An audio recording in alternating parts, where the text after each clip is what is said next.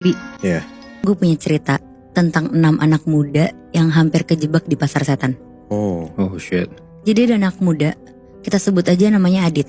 Adit ini tuh anak kuliahan semester 8 yang lagi libur. Terus bingung mau liburan kemana. Akhirnya dia mutusin untuk naik Gunung Arjuno. Tapi sebelum ini tuh ngajak sahabat-sahabatnya dulu nih buat nemenin si Adit ini naik gunung bareng. Oke. Pas teman-temannya semuanya udah mau, langsung lah mereka semua berangkat tuh abis subuh. Adit berangkat dari Gresik dan nyampe ke Tretes jam 8 pagi. Nah nyampe di Tretes, Adit dan yang lain tuh beli perbekalan makanan dulu tuh buat bekal naik nanti. Dan mereka lanjut naik gunung di jam 10 pagi.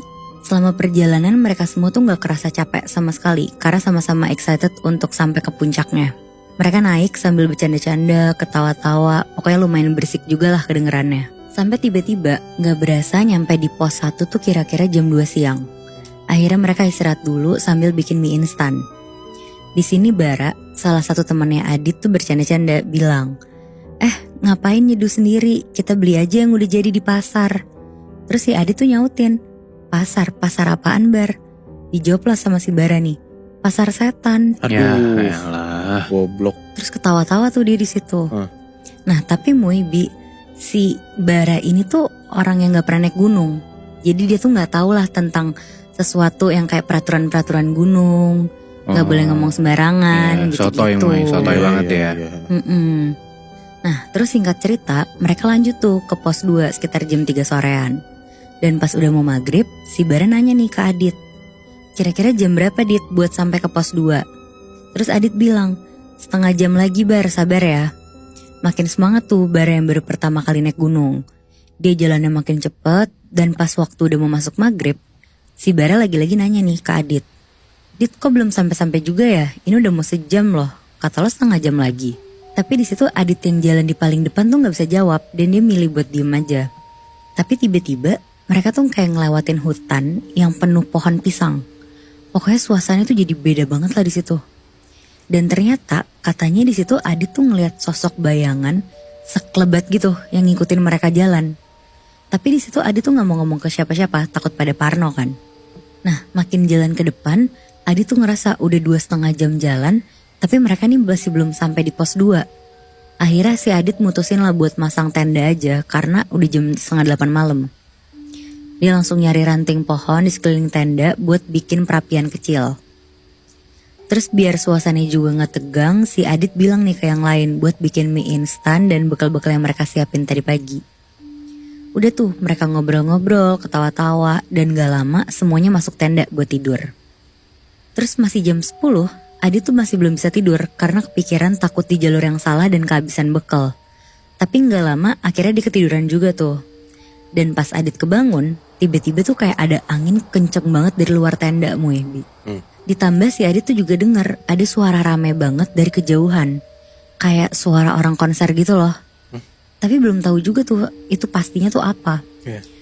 Nah karena mereka semua satu tenda, Adit tuh ngeliat ke teman-temannya yang lain. Dan ngeliat satu orang temennya, si Bara itu, mukanya tuh kayak lagi penasaran gitu sama suara yang ternyata dia tuh juga denger. Akhirnya si Bara nyoba ngintip dan ngebuka pintu tendanya dikit. Dan pas dibuka Muibi, dia kaget banget karena banyak jejak-jejak kaki di luar tenda. Dan sekeliling tenda mereka tuh kotor kayak ada tumpukan sampah gitu. Padahal tadinya bersih-bersih aja kan? Bersih banget. Cing aneh dong. Nah makanya tuh, terus pas ngeliat itu, si Bara langsung ngeliat jam tuh. Dan pas dia ngeliat, ternyata itu tuh jam 3 pagi. Nah karena si Bara aus banget, dia mau ngambil minum, tapi pas dicek tuh ternyata persediaan air mereka tinggal dikit. Jadi si Bara mikir, tadi dia tuh inget kayak ngeliat sumber air gitu di belakang tenda mereka. Akhirnya langsung tuh Bara jalan sendirian, cuma bermodalkan senter dan botol air yang gede banget buat diisi. Terus akhirnya dia jalan lah. Dan pas dia lagi jalan, tiba-tiba dia tuh kayak ngeliat keramaian gitu loh dari jauh. Terus si Bara tuh langsung lah nyamperin ke arah keramaian itu. Terus pas dia sampai di sana, Bara tuh ngeliat banyak orang jalan, tapi mukanya tuh pucat semua. Di jam 3 pagi itu. Di jam 3 pagi tuh Bi. Udah masalah dia jalan sendirian Bi anjir. Itu dia. Iya berani banget kan. Di situ Bara tuh ditawarin sama salah satu pedagang di situ buat beli jaket karena emang udaranya juga lagi dingin. Tempatnya tuh kayak tempat pasar-pasar tradisional gitulah ya. Terus abis itu tuh banyak orang Dan banyak juga yang jualan, kondisinya kayak gitu.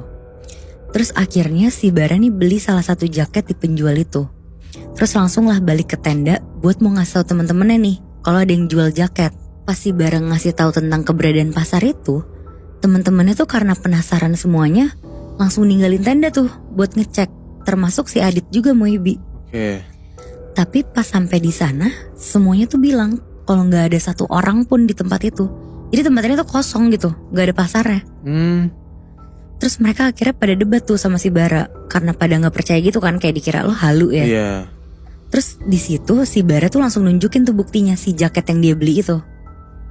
Dan pas dilihat sama si teman-temannya Muibi, si jaketnya tuh kelihatan kayak lusuh banget, robek-robek. Tapi kalau si Bara ngelihat ke jaketnya tuh bagus banget kayak baru. Oh.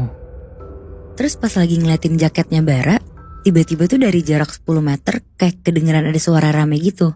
Tapi tuh gak kelihatan apa-apa Muibi.